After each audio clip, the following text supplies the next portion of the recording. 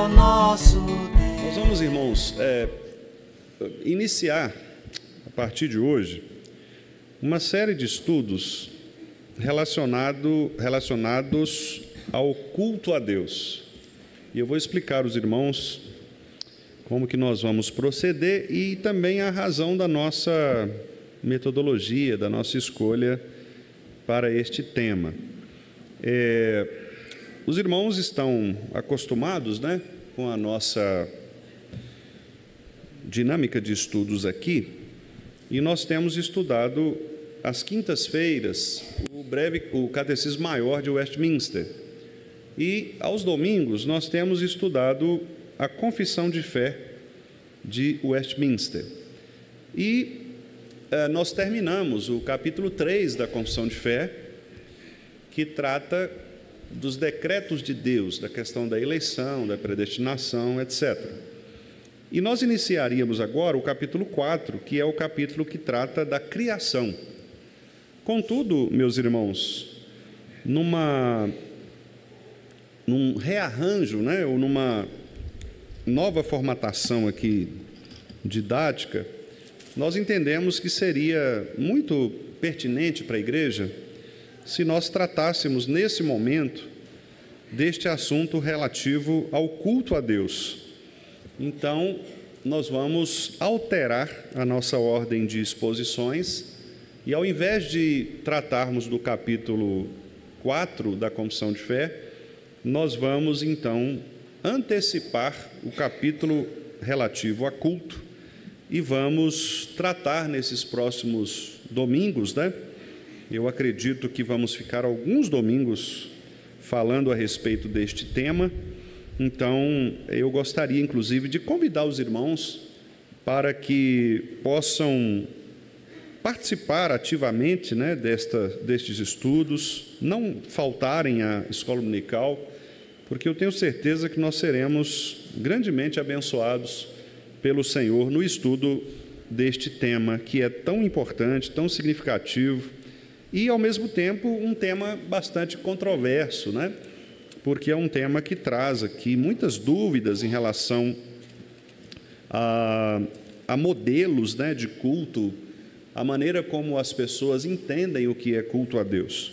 Então, por isso, eu quero pedir aos irmãos interesse, envolvimento, não é? Paciência, sobretudo para que possamos aprender juntos a respeito deste assunto tão significativo. Bom, nesses próximos estudos, eu quero também utilizar uma metodologia um pouco diferente. Ao invés de falar do capítulo 21 da Confissão de Fé, que é o capítulo que trata do culto religioso e do domingo, então os irmãos estão vendo que nós terminamos o capítulo 3, né? Então, se nós fôssemos esperar para chegar até o capítulo 21, nós ainda levaríamos um bom tempo. Então, por isso, como eu disse, eu resolvi, então, antecipar e com o entendimento também do conselho da nossa igreja, nós resolvemos antecipar esse capítulo 21, não é? Que é o capítulo do culto e do domingo, e vamos agora tratar sobre isso. Contudo, como eu estava dizendo, também eu vou fazer uma metodologia um pouco diferente. Antes de nós falarmos da confissão de fé, eu quero fazer com os irmãos uma exposição breve do livro do profeta Malaquias. Então, diferentemente dos outros estudos, em que nós íamos diretamente para o texto da confissão, agora nós vamos fazer diferente. Nós vamos estudar primeiramente um texto bíblico e depois nós vamos adentrar nos princípios confessionais que estão ali na Confissão de Fé de Westminster. Então, nós vamos passar alguns domingos estudando o livro do profeta Malaquias. E por isso, então, eu peço aos irmãos que leiam em casa, né, este profeta, para que nós possamos, inclusive, ter aqui argumentos, né, e perguntas para serem feitas em relação a este livro do profeta Malaquias. Então, eu peço aos irmãos que abram, por gentileza, neste capítulo 1 no último livro do Antigo Testamento. O livro do profeta Malaquias é um livro curto, são 4 capítulos, ele é curto e um livro bastante indicado para este tema que nós vamos iniciar, que é o tema do culto a Deus. Nós vamos então, nesta manhã, falarmos apenas da primeira parte, os versículos de 1 a 5. Eu vou pedir aos irmãos então que façamos a leitura juntos deste texto. Malaquias, capítulo 1, de 1 a 5. Vamos ler juntos? Leiamos. Sentença pronunciada pelo Senhor contra Israel por intermédio de Malaquias. Eu vos tenho amado, diz o Senhor. Mas vós dizeis: em que nos tens amado? Não foi Esaú irmão de Jacó? Disse o Senhor. Todavia amei a Jacó, porém aborreci a Esaú, e fiz dos seus montes uma assolação, e dei a sua herança aos chacais do deserto. Se Edom diz: fomos destruídos, porém tornaremos a edificar as ruínas, então diz o Senhor dos Exércitos: eles edificarão, mas eu destruirei. E Edom será chamado terra de perversidade, e povo contra quem o Senhor está irado para sempre. Os vossos olhos o verão, e vós direis: grande é o Senhor, também fora dos limites de Israel. Amém. Vamos orar, meus irmãos. Querido Deus, nós te agradecemos por estarmos aqui nesta manhã de domingo, dia do Senhor, para aprendermos a respeito da Tua palavra, santa palavra do Senhor, que nos dá, ó Deus, todo o ensinamento necessário para o nosso crescimento espiritual, para a compreensão de quem nós somos e de quem é o Senhor, bem como também de tudo aquilo que o Senhor exige de nós como Teus filhos, como Teus servos. Por isto, Pai, nós te pedimos, pelo amor ao Teu próprio nome, que o Senhor, pela Tua graça, nos ensine nesta manhã, e que este texto, ó Pai, que estamos agora dispostos a trabalhar, seja, ó Deus, poderoso para nos comunicar a verdade da Tua palavra, de modo a que todos nós sejamos mesmo impactados por esta revelação, por esta profecia dada por este Teu servo, Malaquias, inspirado pelo Espírito do Senhor, e que, Senhor, possamos ouvir a Tua voz, abrindo os nossos entendimentos, o nosso coração, ó Deus, para que haja uma transformação necessária em nosso ser, de modo a que percebamos com clareza a boa mão do Senhor nos guiando e guiando a Igreja do Vale, a Tua palavra, porque só ela, ó Deus, pode mesmo nos corrigir, nos admoestar, nos edificar na justiça, para que sejamos perfeitos e perfeitamente habilitados para a obra do Senhor.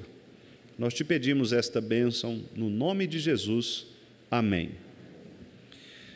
Meus irmãos, como eu disse, o livro do profeta Malaquias é um livro curto, são 4 capítulos apenas, e que é escrito com uma metodologia bem interessante. Diferentemente dos demais profetas, Malaquias constrói o seu texto no modelo pergunta e resposta, que é basicamente o que nós utilizamos nos catecismos.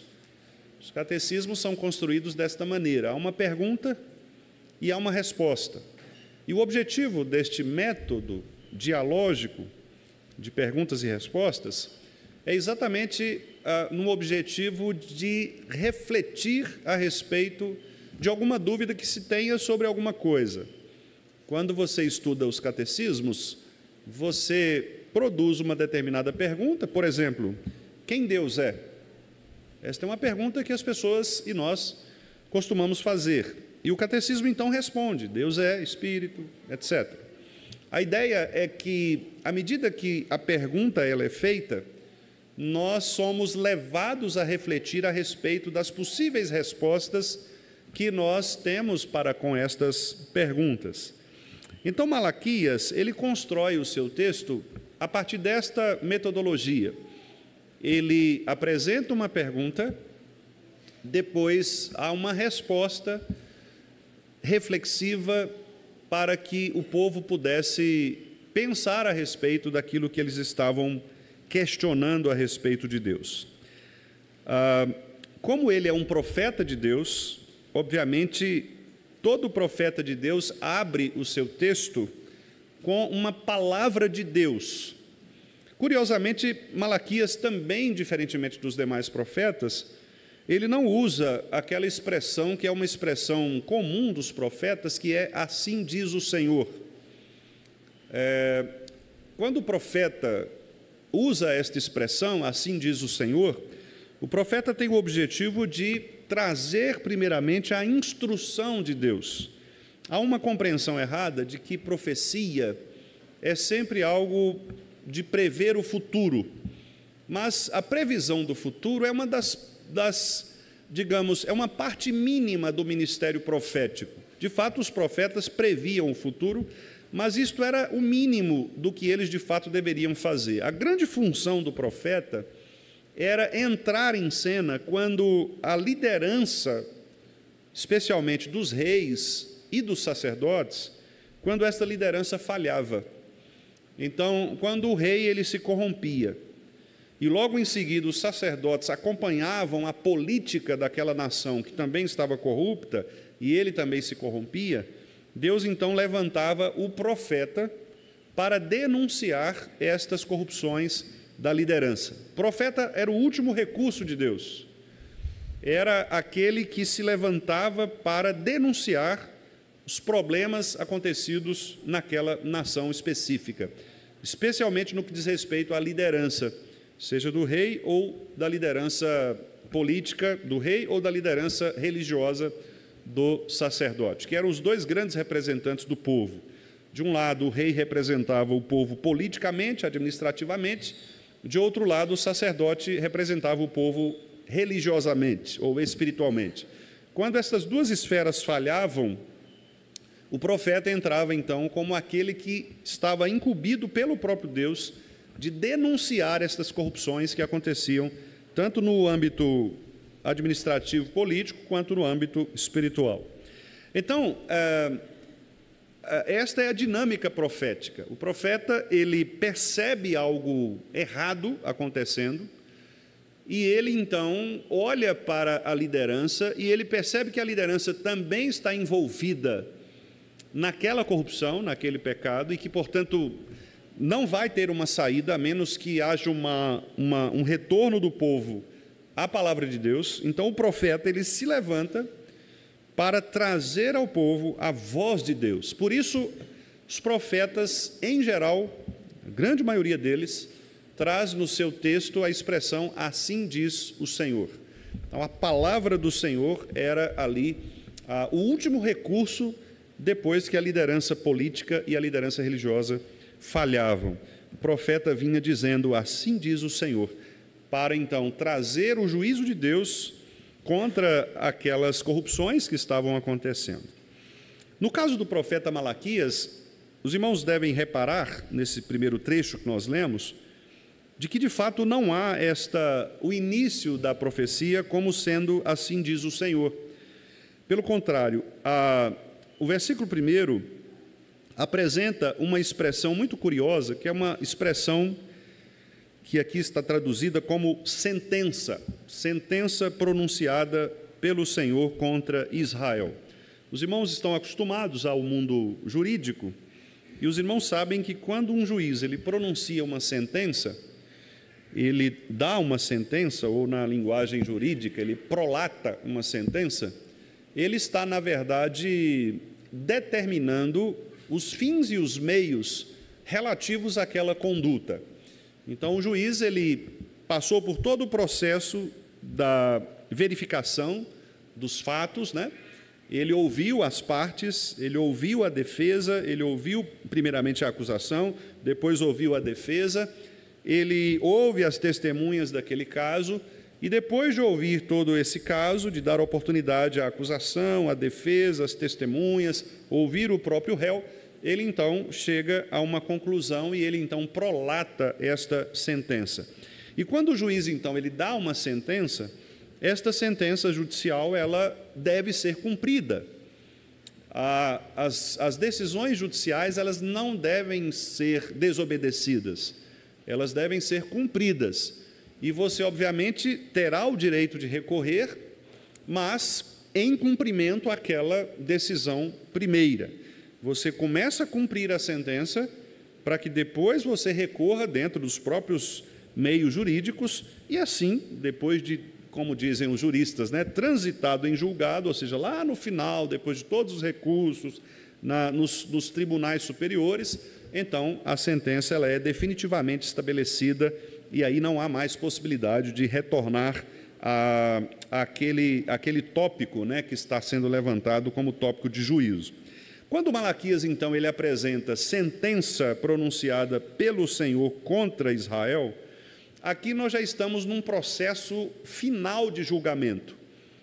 O que o profeta está querendo dizer é que Deus já verificou todas as circunstâncias relativas ao comportamento de Israel, Deus já ouviu todas as partes, Deus já verificou todo o contexto e ele agora sabe exatamente quais são aqueles pecados, quais são aquelas circunstâncias relativas ao povo.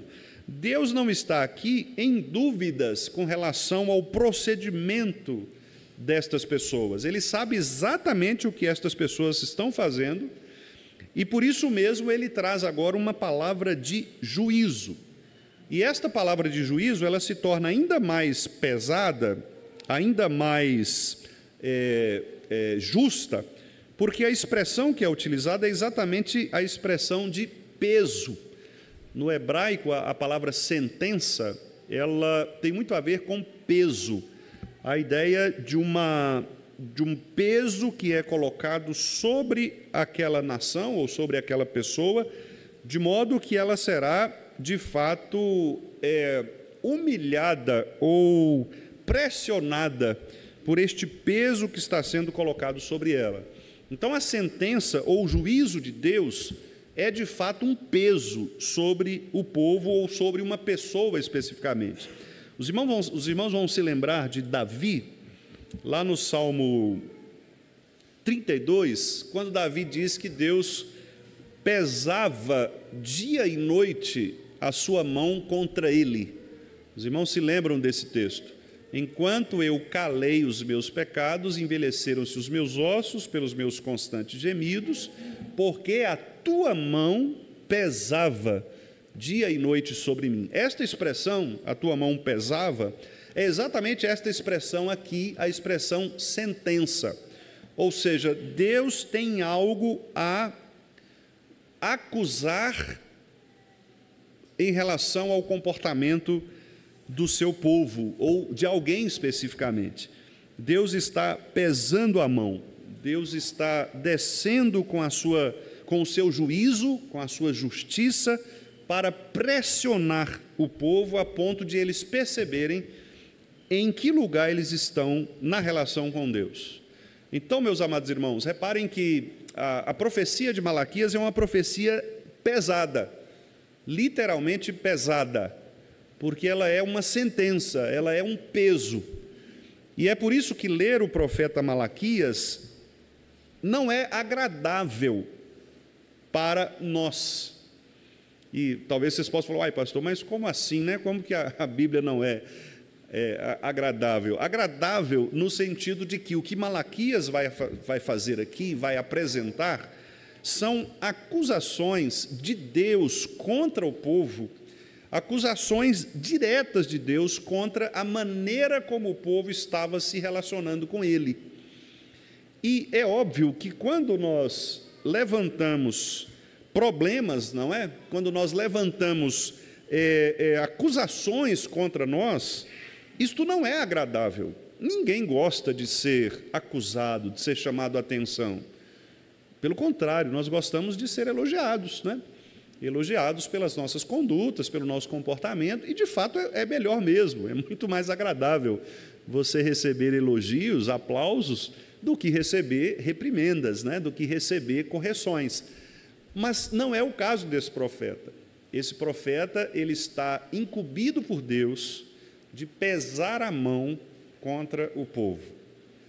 E a razão, meus irmãos, deste peso é uma razão muito interessante. O povo de Deus havia sido levado cativo pela Babilônia, preso, escravo.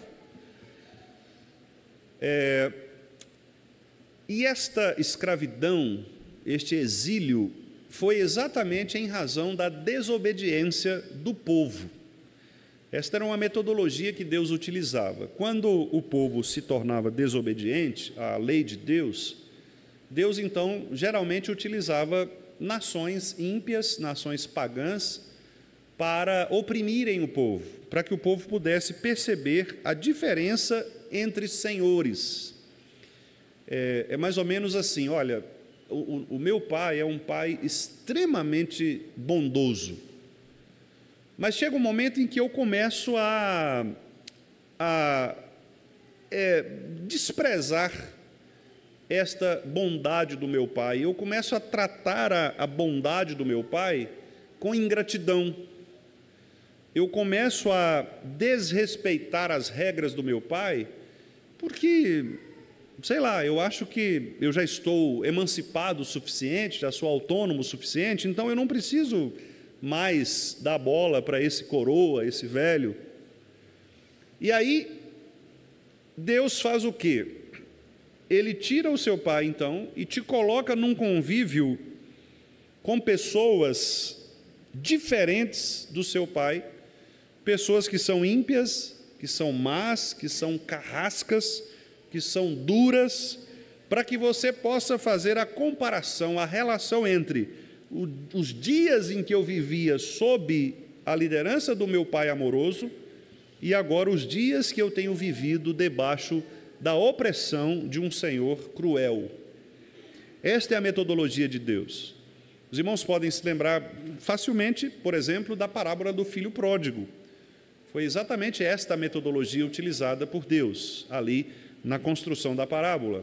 Então, havia um pai que estava ali pronto, presente, sempre constante com o seu filho, mas, por estas razões relacionadas à incredulidade, à ingratidão, ele preferiu, então, ter a parte da sua herança antecipadamente e sair para emancipar-se, ou ter uma autonomia, ou seja, criar uma lei para si mesmo, sair da lei do seu pai para ter uma lei própria. E os irmãos sabem o que aconteceu. Ele saiu para ter a sua própria lei, para se emancipar em relação a seu pai. Contudo, nós sabemos que o final da história é cruel, porque ele acaba sendo mesmo oprimido pelas questões do mundo, por um senhor que é mau, por uma impiedade, por uma corrupção, e ele então, pela graça de Deus, volta à presença do pai amoroso, do pai que estava ali pronto para recebê-lo. Muito bem, o povo de Deus, durante toda a sua experiência, foi assim também. Os irmãos podem se lembrar aí de vários episódios em que o povo de Deus estava deleitando-se da presença do Pai. Deus estava constantemente dando ao povo bênçãos e mais bênçãos e mais bênçãos, mas o povo se rebelava contra a lei deste Pai, contra a lei deste Senhor. Então o povo não queria uma lei de Deus, uma teonomia, uma lei escrita por Deus. O povo queria uma autonomia, uma lei própria. E então eles tentavam se emancipar do Senhor, dizendo, não é bem assim que nós devemos fazer. Embora Deus tenha dito que é para ser feito assim, talvez Deus não tenha acertado, porque quem sabe Deus não esteja considerando os detalhes. Quem sabe Deus tenha se esquecido de nós. Alguns chegaram a questionar isto. Quem sabe Deus esteja preocupado com outras coisas neste momento e se esqueceu de nós. Então, olha, vamos construir nós mesmos o nosso destino, o nosso caminho. Um texto bíblico que nós podemos ver isto com muita clareza é a chamada Torre de Babel, que, aliás, é quando começa a construção de Babel, que é a Babilônia. É exatamente ali que começa a construção por meio de Nimrod, que era um camarada, um guerreiro, um valente.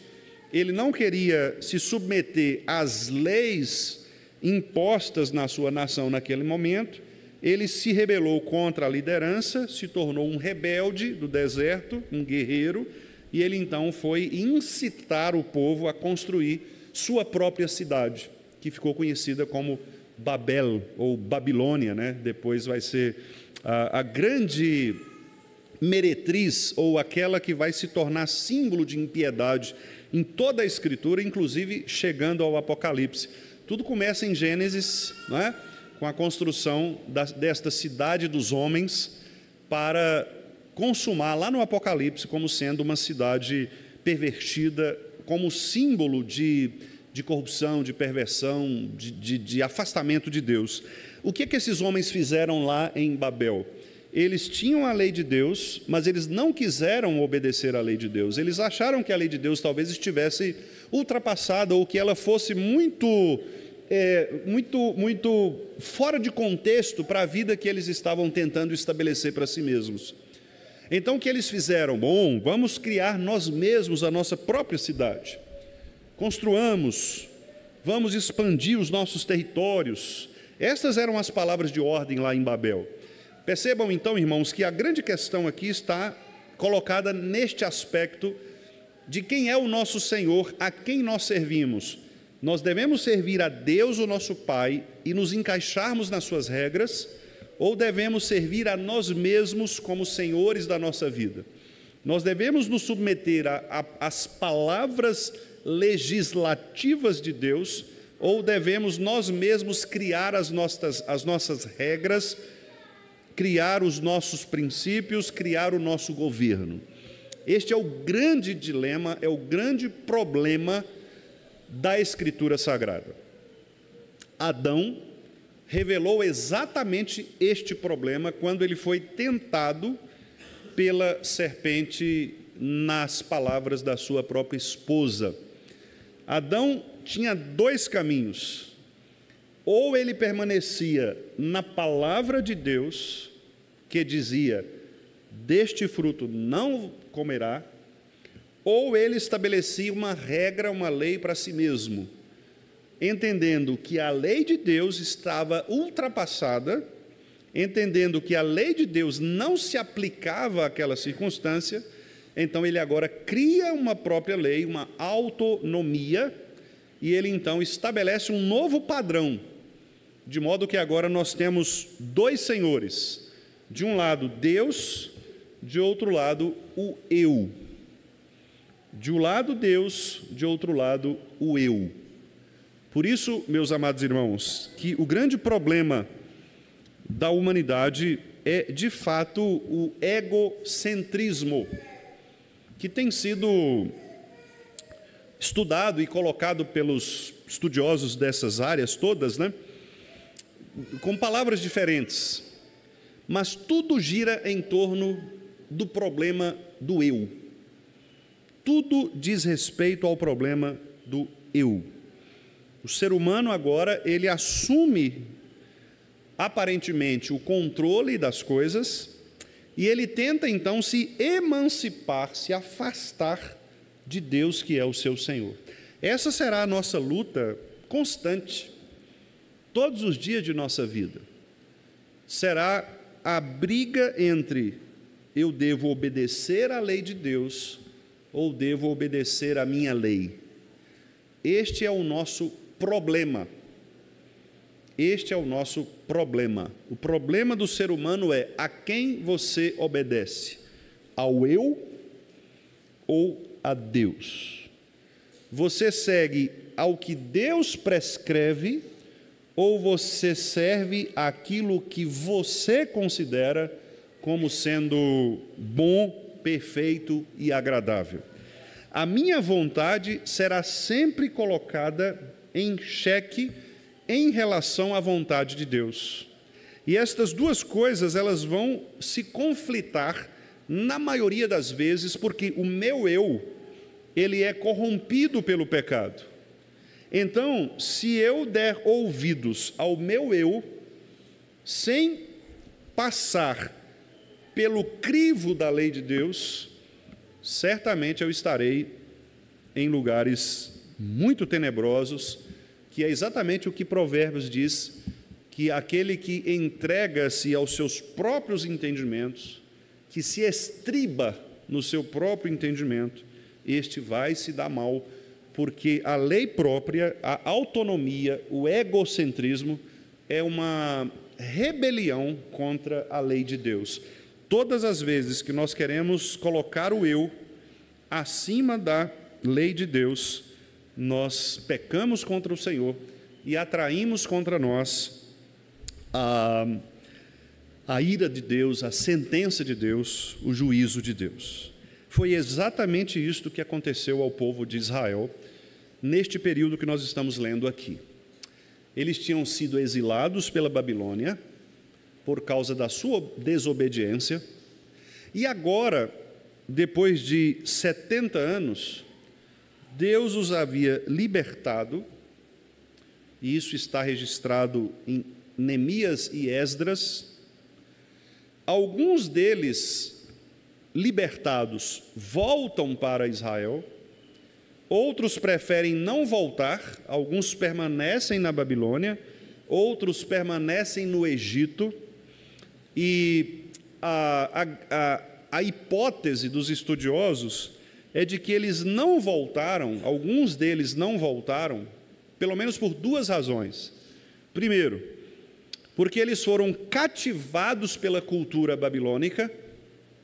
Então, eles tinham uma cultura própria, a cultura israelita, mas agora eles entraram num processo de mistura, de miscigenação cultural, um sincretismo cultural. Então, eles saíram daquele modelo da legislação teonômica de Deus, da lei de Deus, e entraram na Babel, na lei dos homens. E alguns deles gostaram disso. Alguns deles se sentiram bem com isso. Obviamente, porque os seus corações, focados no eu, foram seduzidos por aquelas leis, por aqueles princípios que valorizam o eu. Então, alguns deles disseram: não, vamos ficar aqui mesmo, aqui está bom. Aqui está bom, não precisamos voltar para Jerusalém. Outros não voltaram, uma segunda hipótese, porque eles sabiam que, tendo praticado os pecados culturais na Babilônia, agora, ao retornarem para Jerusalém, eles seriam colocados diante da lei de Deus. E eles teriam que se justificar diante da lei de Deus e do povo. E eles teriam que se humilhar. E este também é um problema para o eu. Porque eles não queriam se humilhar.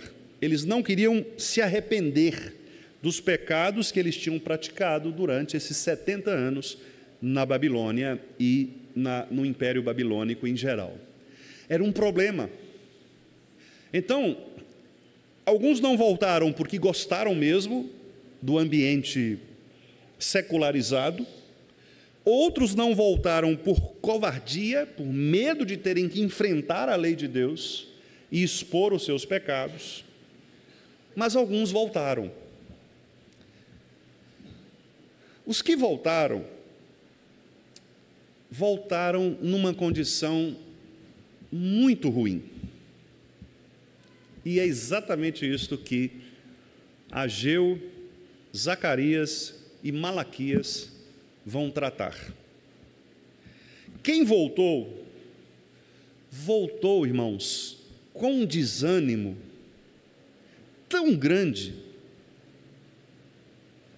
que, olha, Deus olhava para o povo e se envergonhava daquela igreja que deveria representá-lo.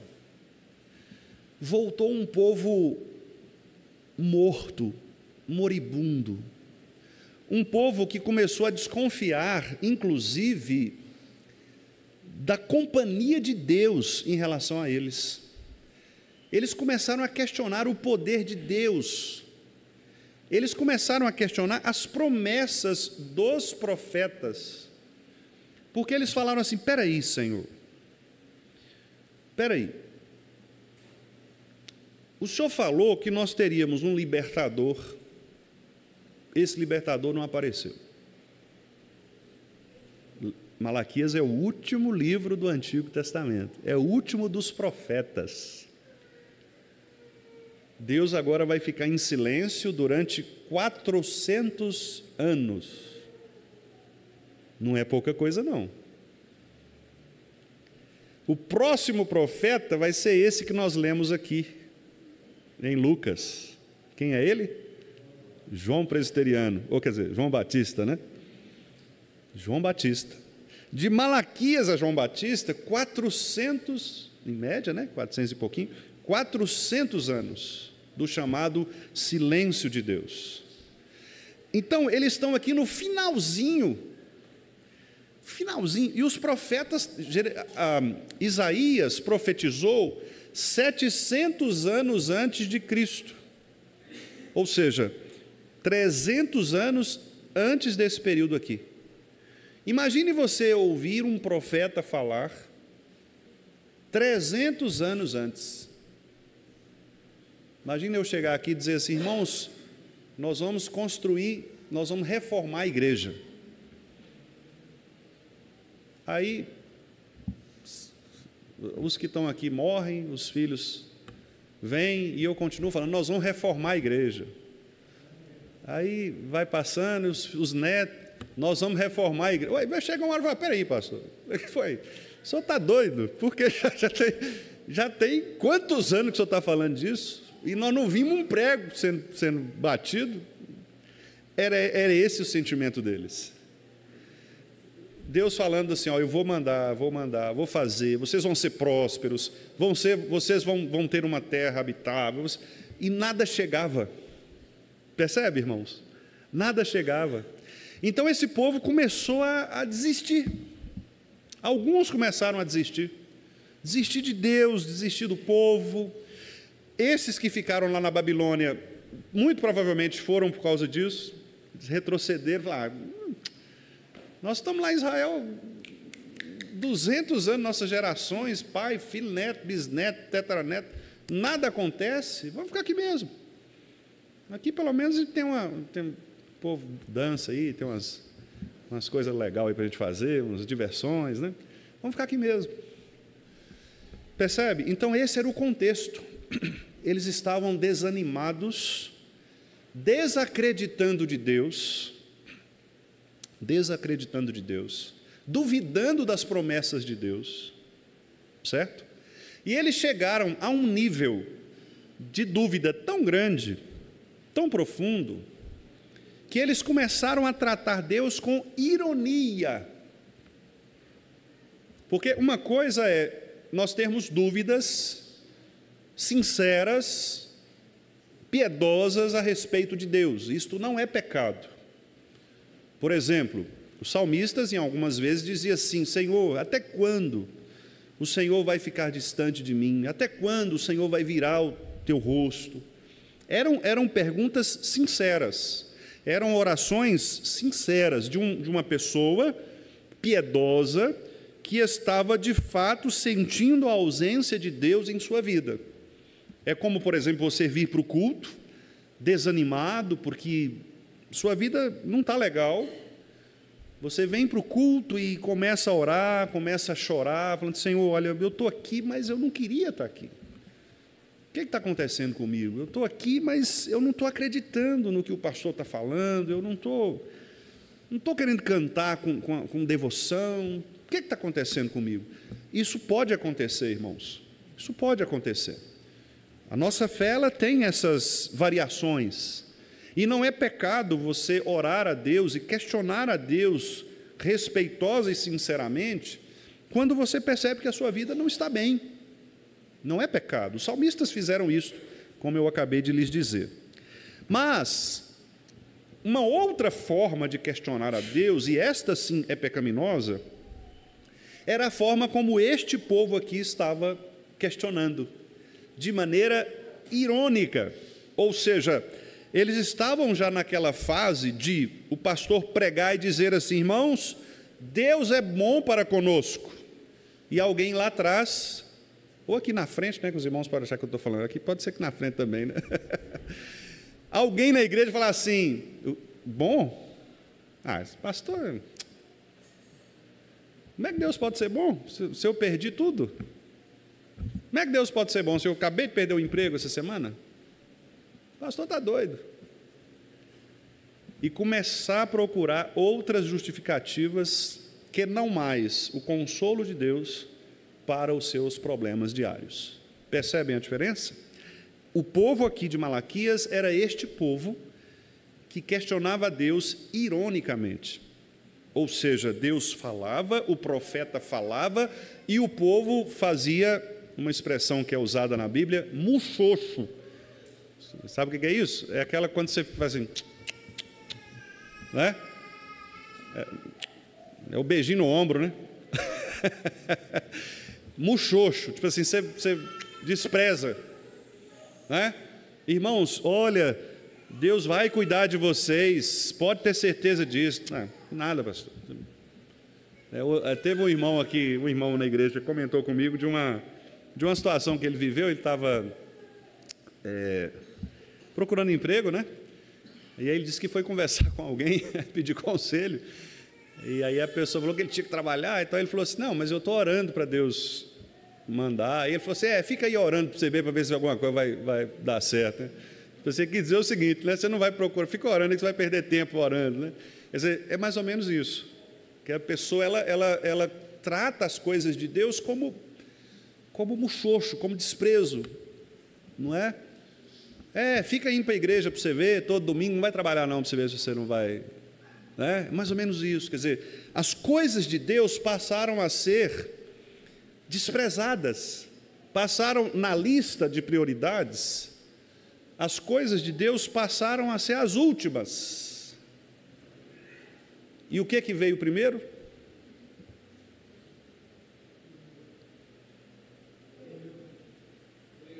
O eu. Ageu profetiza no mesmo período de Malaquias. Olhem o que Ageu diz. Abram lá. Aliás, nós vamos ter a gincana sobre Ageu aí. Eu já estou dando os spoilers. Olha o que Ageu fala. Como que era o povo? Como que era o povo na época de Ageu? Vamos ler os versículos de 3 a 6. Vamos ler juntos? Ageu 1, 3 a 6. Vamos lá. Veio, pois, a palavra do Senhor por intermédio do profeta Ageu, dizendo: acaso é tempo de habitardes vós em casas apaineladas, enquanto esta casa permanece em ruínas? Ora, pois, assim diz o Senhor dos Exércitos: considerai o vosso passado. Tendes semeado muito e recolhido pouco. Comeis, mas não chega para fartar-vos. Bebeis, mas não dá para saciar-vos. Vestivos, mas ninguém se aquece. E o que recebe salário, recebe-o para pô-lo num saquitel furado. O povo comia, não se fartava, bebia, não se fartava, o salário não servia para nada. Por que razão? Versículo 4. As casas deles eram chiques. A igreja de Deus, uma pobreza. Eles estavam preocupados com o quê? Consigo próprios. Percebe? Eles haviam perdido a dimensão do que é a igreja, do que é o corpo. E eles estavam preocupados consigo. preocupados com o eu, preocupados no individual, no indivíduo. E eu vou contar um negócio para os irmãos, aqueles que são aqui leitores, né, que gostam dessas áreas e que pesquisam sobre isso, que gostam de ler. Os grandes sociólogos do momento, os antropólogos, psicólogos,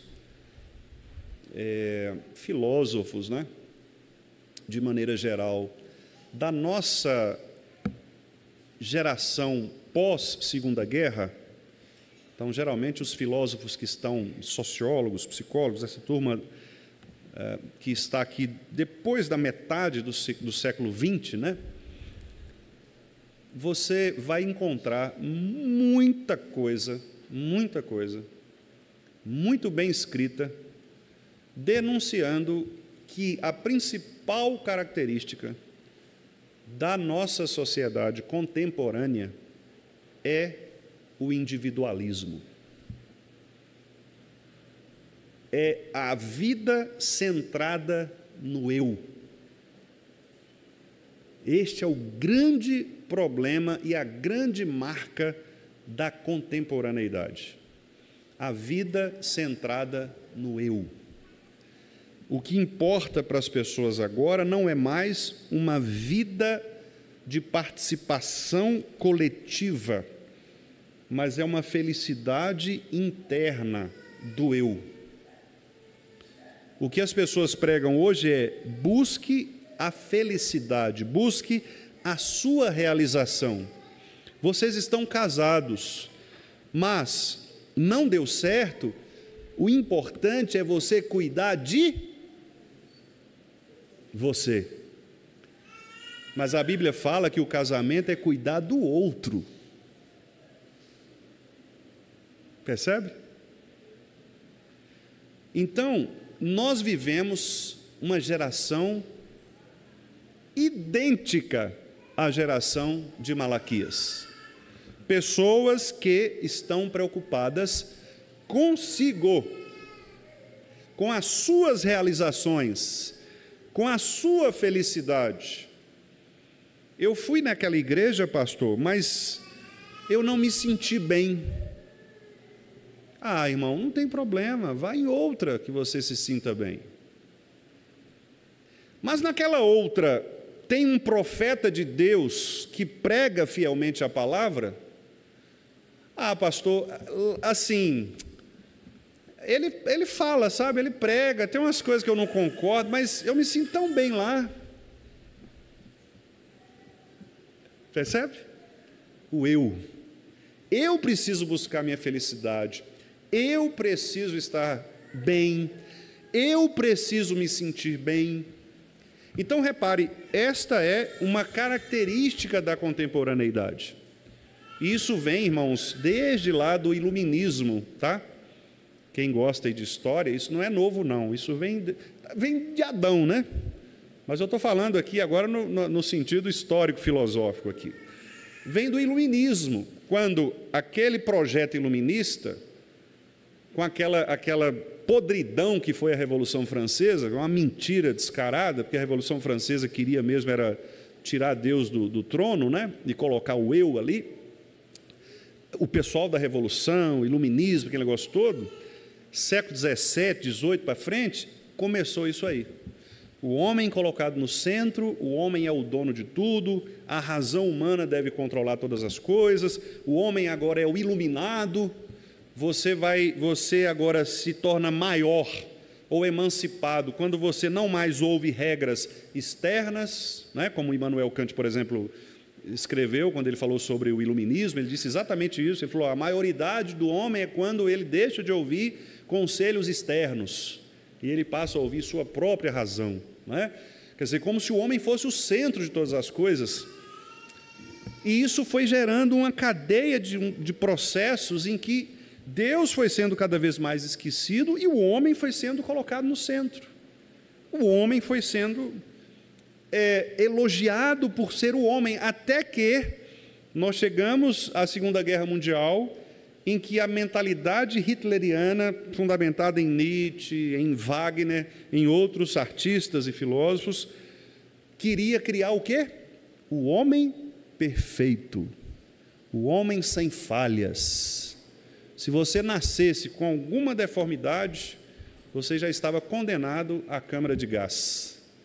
Se o seu filho nascesse com algum problema e o médico nazista indicasse que aquele problema é um problema irreversível, que estaria por uma má formação cerebral, por exemplo, nascimento sem um dos membros do corpo, você já estava condenado. A primeira eutanásia foi feita exatamente assim. Uma criança nasceu e ela nasceu com má formação cerebral. O Hitler ordenou ao médico particular dele que fizesse a primeira eutanásia, e ele fez a primeira eutanásia, dando início assim ao que eles chamavam de purificação da raça. Então, você tinha que ser daquele modelo. Hitler se espelhava nos clássicos gregos, aquelas esculturas gregas, né? Os chamados deuses gregos. Então, tinha que ser um cara forte, musculoso. Por isso que o pessoal aí, né? TT, o Jonas, Everton, né? Tem que ser bonitão, alto, musculoso, certo? Branco, aí já complica alguns, né? Porque branquinho, tal, né? Por quê? É o homem perfeito. Homem perfeito. Para vocês terem uma ideia, eles paravam as sessões nas empresas, nas fábricas, para colocar o pessoal para fazer exercício, ginástica. Tinha funcional. Olha que legal, Everton. O nazismo, eles apoiavam os treinos funcionais, né? Porque o pessoal raquítico, aquele pessoal, eles colocavam para malhar, para fazer exercício. Podem ler sobre isso, vocês vão ver. Os judeus não. Os judeus sempre foram uma raça apodrecida, né? Corrupta. E alguns filmes, inclusive, foram lançados para mostrar isso, que o judeu vivia no gueto, no meio de rato, né? Então eles eram sujeitos às pestes, às doenças, etc. Então, na mentalidade alemã nazista, o judeu era quem trazia os problemas para a Alemanha, problemas de doença, problema financeiro, porque eles estavam lá para explorar os alemães. E os alemães compraram essa ideia, né, do homem perfeito. Só que o resultado da Segunda Guerra nos mostrou, mais uma vez, que esse desejo de Babel, de construir uma cidade perfeita para si mesmo, sem Deus, leva à miséria. Todas as vezes que nós queremos buscar perfeição, qualidade, sem Deus, nós vamos miseravelmente errar. E foi isso que a Segunda Guerra mostrou, né? Depois disso, então, as pessoas começaram a desacreditar de quê? Do homem. Desacreditar do homem. E aí agora nós temos uma sociedade que desacredita do homem, do ser humano. Por isso as pessoas elas dão muito mais valor aos cachorros do que aos seres humanos, né? Por isso os pet shops têm crescido muito. Se você quiser ganhar um bom dinheiro, abra uma franquia de pet shop, você vai ganhar hotel para cachorro, essas coisas, né? Invista em roupa de cachorro, as irmãs que costuram aí vão ficar bem de vida, né? Porque hoje é cachorro, são os pets, todos os tipos, né? Hamsters, cobras, gatos, lagartos, né? São os pets e as pessoas têm dado mais valor a eles do que aos seres humanos. Você passa pela rua e vê um ser humano caído numa condição miserável, pedindo esmola, doente, com a perna toda arrasada, e você passa normal, rindo com o seu amigo, com o outro, você quer... Mas se você vê um cachorrinho mancando, tadinho, vou levar para mim. Não é assim? Porque o homem perdeu a noção de quem ele é. O homem não se vê mais como imagem e semelhança de Deus. Ele se vê como qualquer um. Malaquias, meus irmãos, está falando disto, de uma sociedade secularizada, de uma sociedade que, embora confessasse Deus, porque era o povo de Israel, não vivia Deus. de um povo que tinha título de ser povo de Deus, mas que na verdade era um povo que tinha a si mesmo como seu Senhor. Então eles não sabiam mais o que era cultuar a Deus. Eles não sabiam mais quem era o Deus a quem eles deveriam cultuar. Eles perderam a noção de quem é o Deus que está diante de mim e diante do qual eu devo me prostrar. Eles perderam a noção de quem Deus é, exatamente como na nossa geração. As pessoas perderam a noção daqueles a quem elas saem de casa aos domingos para adorar. Elas não sabem o que fazem nas igrejas. Elas não sabem o que adoram. Se elas adoram os cantores, se elas adoram a aparência da igreja, a estética da igreja, se elas adoram a si mesmas, elas perderam a noção do porquê elas saem de casa para vir aqui aos domingos adorar a Deus. Por isso, a palavra de Malaquias é peso, sentença. Eu vou pesar a mão contra vocês, porque vocês perderam a noção de quem eu sou e de quem vocês são.